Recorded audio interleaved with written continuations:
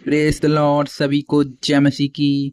और आज हम बात करेंगे कि आज आपके जीवन में कोई भी समस्या क्यों ना चल रही हो, कोई भी परेशानी क्यों ना चल रही हो, कोई भी रुकावट क्यों ना हो, कोई भी कलेश, दुख, तकलीफ, बीमारी, नाना प्रकार की समस्याएं आपके जीवन में चल रही हो, पर मैं आज आपसे कहूंगा कि जो महिमा परमेश्वर आपको देने वाला है, उस महिमा के सामने आपकी समस्याएं ना के बराबर हैं।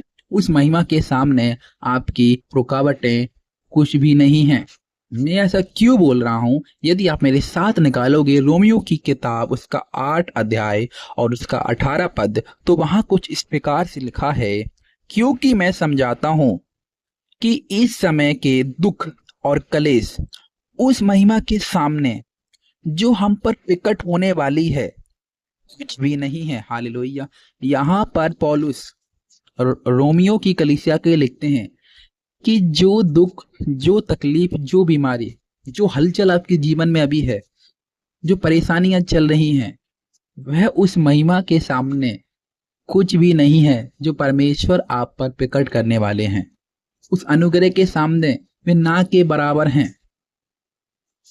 वह अनुग्रह के सामने एक बिल्कुल छोटे चूहे के समान है और आपका अनुग्रह एक हाथी के समान है। देखा है ना कि चूहे और हाथी में कितना बड़ा डिफरेंस होता है। चूहा छोटा रहता है और हाथी इतना बड़ा रहता है। और वैसे ही सेम चूहे जैसी आपकी समस्याएं हैं छोटी छोटी, लेकिन आपका अनुग्रह जो परमेश्वर आपको देने वाला है वह हाथी के समान है, वह अत्यधिक बड़ा है।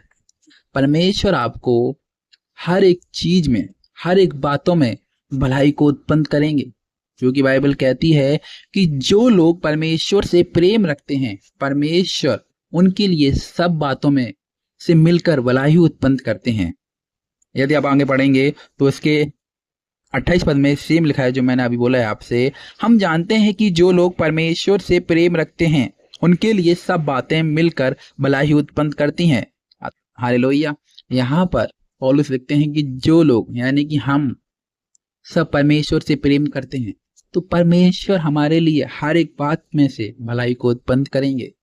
इस बात पर आपको बिलीव करना है, विश्वास करना है कि परमेश्वर का अनुग्रह, परमेश्वर की ब्लेसिंग, परमेश्वर का मशा आपके लिए एवरलास्टिंग है, वह कभी समाप्त नहीं होने का।